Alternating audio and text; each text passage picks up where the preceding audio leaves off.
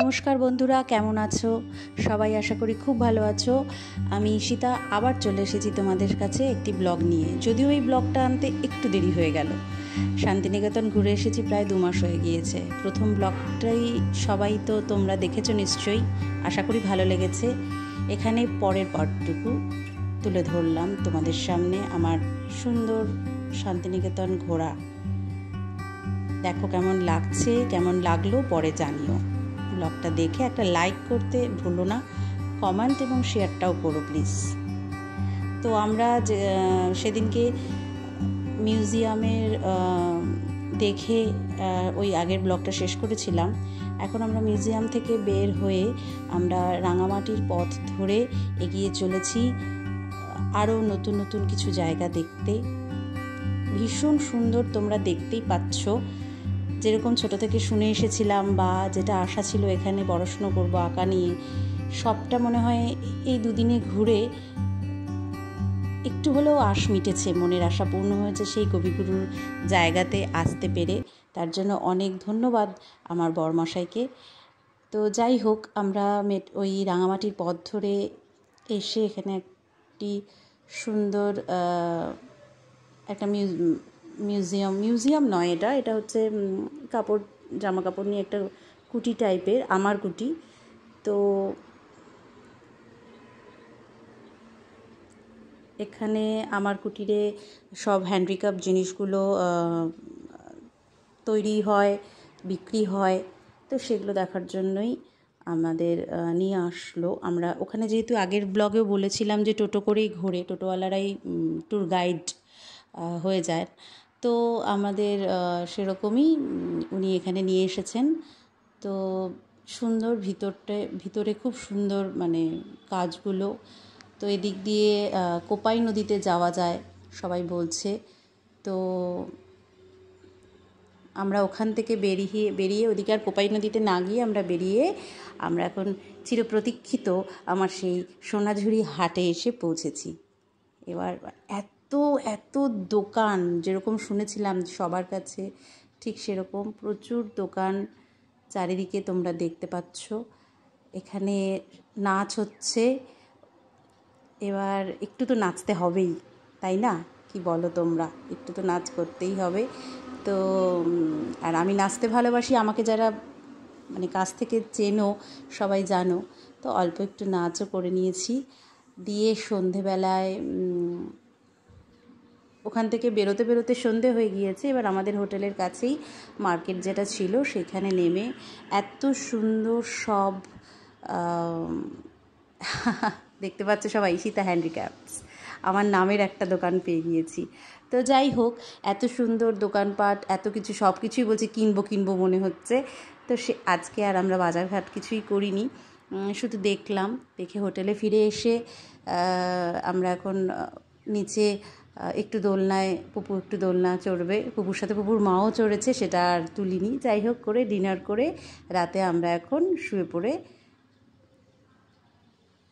সকাল হয়ে গিয়েছে। এবং পরের দিন সকালবেলা আমরা চলে এসেছি এখানের একটি রাজবাড়ি,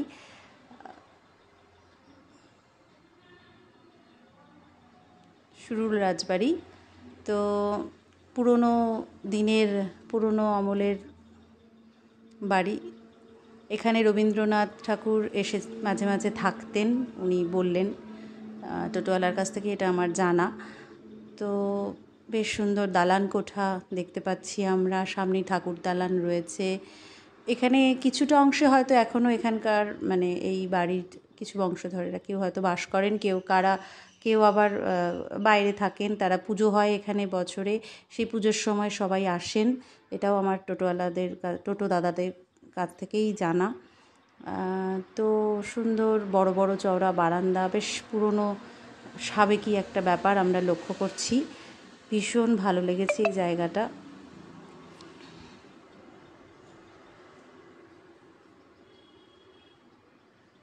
এইটা ঠাকুর দালান, এখানে প্রতি বছর পূজা হয়।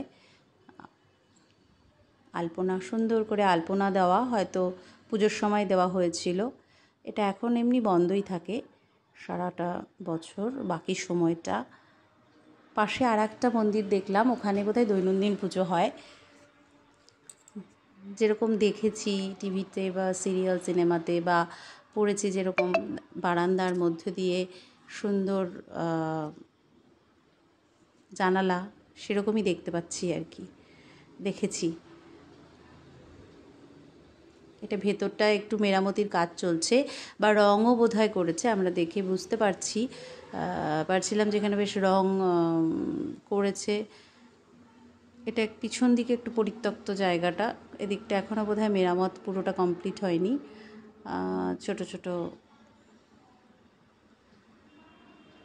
কত ছোট একটা দরজা, এটা আর একটা ঠাকুর দালান, এটা আমি একটু তোলার চেষ্টা করেছি। এখানে বোধহয় এখনও পুজো হয়। ভালো লাগলো, বেশ পুরনো দিনের একটা ঐতিহ্য আমরা দেখতে পেলাম। এবার তার পাশেই এখানে দক্ষিণেশ্বর কালীবাড়ির আদলে তৈরি একটি মন্দির রয়েছে, যেখানে উনি ওই দাদাটার কাছ থেকেই জানতে পারলাম যে এখানে যে রামকৃষ্ণ সিরিয়ালটা হতো সেটার বেশিরভাগ শুটিংটাই দক্ষিণেশ্বর কালীবাড়ি যেটা দেখানো হয়েছে সেটা নাকি এখানে হয়েছে, সেটা ওটার থেকেই আমি জানতে পারলাম। তো খুব সুন্দরভাবে হয়েছে। এখানে আর একটি মন্দির রয়েছে, ওখানেও ঠাকুর এখনও রয়েছে। পুজো হয় কি না দৈনন্দিন বলতে পারছি না, কারণ আমরা যখন গিয়েছিলাম তখন তো হচ্ছিল না। ঠাকুর যখন আছেন তো নিশ্চয়ই হয়তো বা পুজো হয়।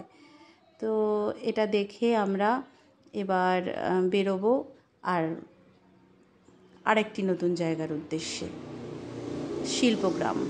ভীষণ ভীষণ ভীষণ সুন্দর, মানে যতটা কম মানে যতটা বেশি বলবো তার থেকেও অনেক অনেক অনেক ভালো, সুন্দর, সমস্তটা হাতের কাজে আঁকা, পটশিল্প, চিত্রকলা দিয়ে ভর্তি, মানে বিভিন্ন বিভিন্ন সুন্দর সুন্দর কারুকার্যে ভর্তি, এত সুন্দর হাতের কাজ, সুন্দর সুন্দর জিনিস, যে সম্পূর্ণটা, এটা নামই শিল্পগ্রাম।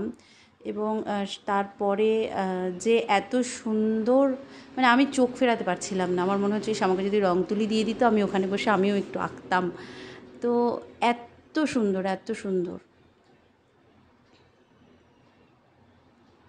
তোমরা নিশ্চয়ই দেখে বুঝতেই পারছো যে কতটা সুন্দর। যারা গিয়েছো তারা তো জানোই, আর যারা যাওনি তারা মানে শান্তিনিকেতন গেলে এই জায়গা তো অবশ্যই যাবে, আমি বলবো এত ভালো। এরপরে কাঠ, মানে বাঁশ দিয়ে, গাছের গুঁড়িগুলো দিয়ে বা দিয়ে এত সুন্দর সুন্দর মূর্তিগুলো তৈরি করা, বিভিন্ন রকমের আর্ট অ্যান্ড ক্রাফট এখানে গেলে দেখতে পাওয়া যায়। আর জামা কাপড় বা গয়নাগাটি যেগুলো আছে হাতে করা সেগুলো তো রয়েইছে, ওটা তো আছেই, কিন্তু এই মানে এত সুন্দর, দেখতেই পাচ্ছ মূর্তিগুলো।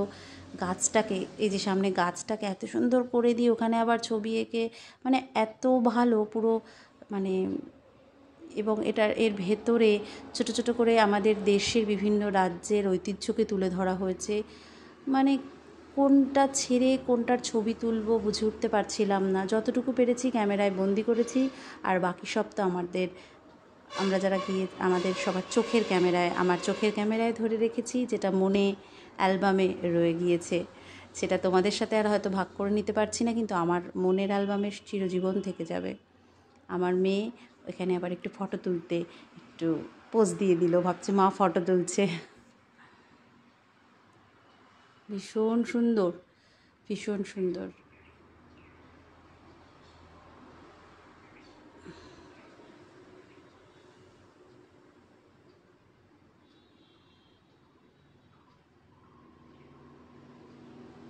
এখানে সমস্ত মূর্তিগুলো করা রয়েছে।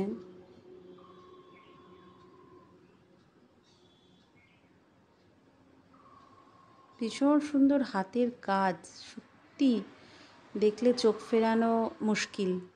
ভীষণ, মানে আরও দুদিন যদি থাকতে পারতাম তাহলে আরও ভালো করে আরও সময় হাতে নিয়ে ঘুরে দেখতে পারতাম।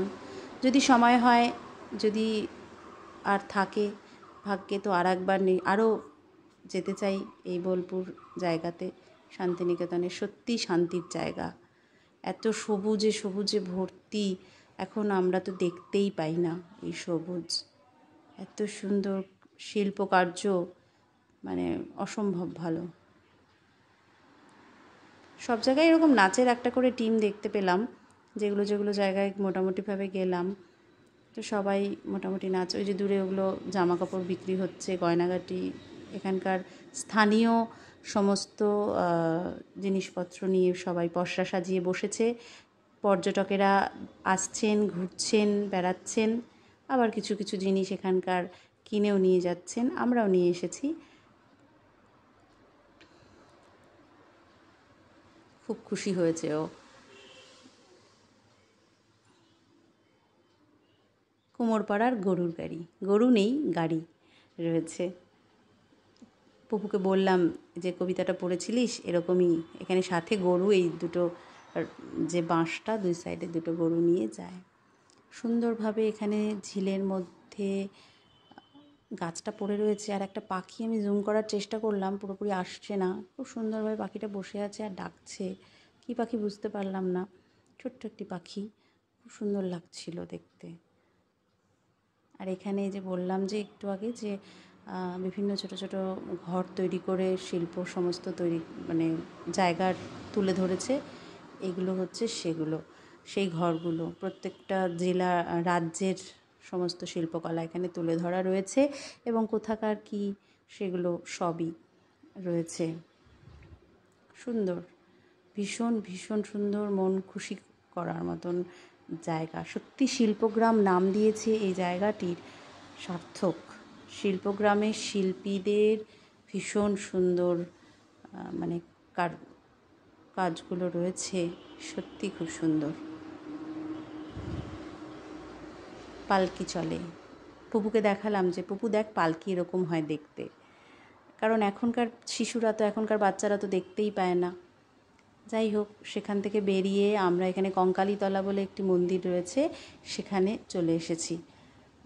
যদিও আমরা পুজো দেইনি, তার কারণ সকালবেলা খেয়ে বেরিয়েছি, তো সেরকম পুজো দেওয়ার প্ল্যানও ছিল না, কিন্তু খুব ভালো মতনভাবে ঠাকুর দর্শন করতে পেরেছি, মাকে দর্শন করতে পেরেছি।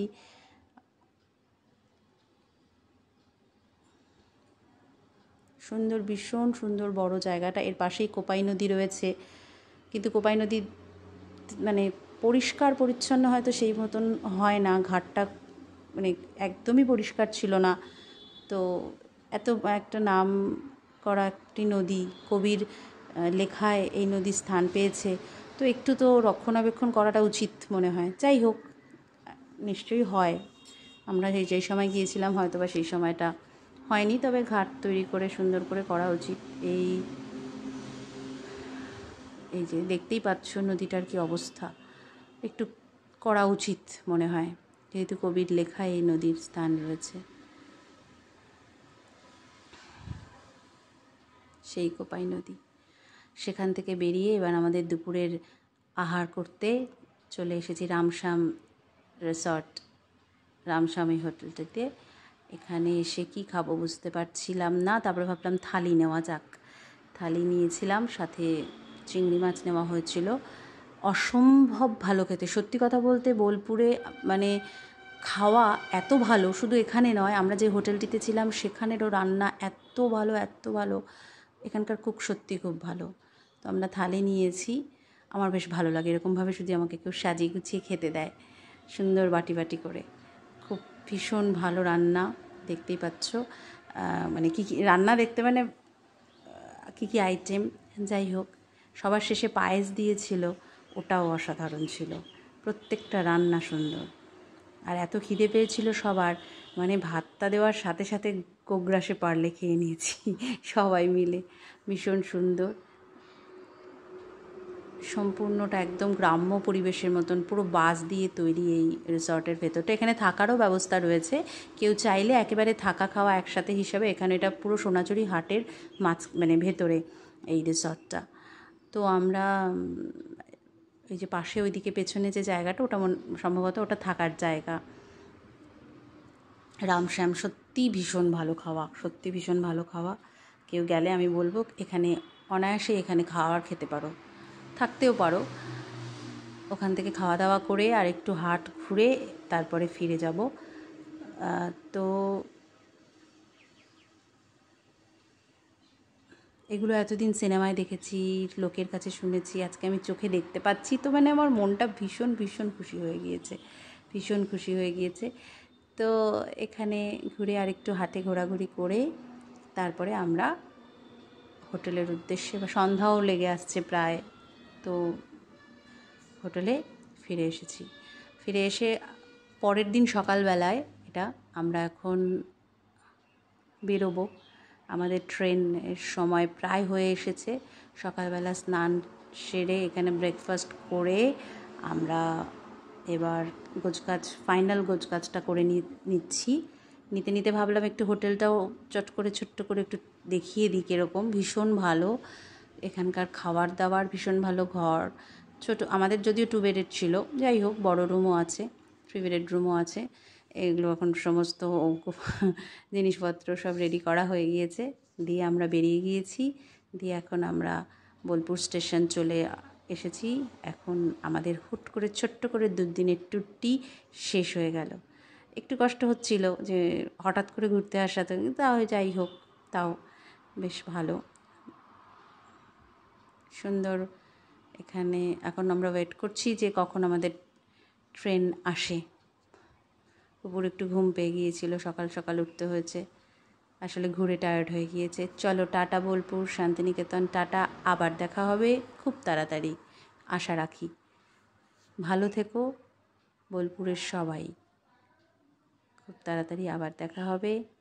এবার আমরা বাড়ির উদ্দেশ্যে রওনা হয়ে গেলাম। খুব ভালো ঘুরেছি, খুব ভালো কাটলো এই কটা দিন। আর তোমাদেরও কেমন লাগলো জানিও। লাইক, কমেন্ট আর শেয়ার করতে প্লিজ ভুলো না। জানিও কেমন লাগলো। সঙ্গে থেকেও আবার আসবো একটি নতুন ব্লগ নিয়ে খুব তাড়াতাড়ি। ভালো থেকো, নমস্কার,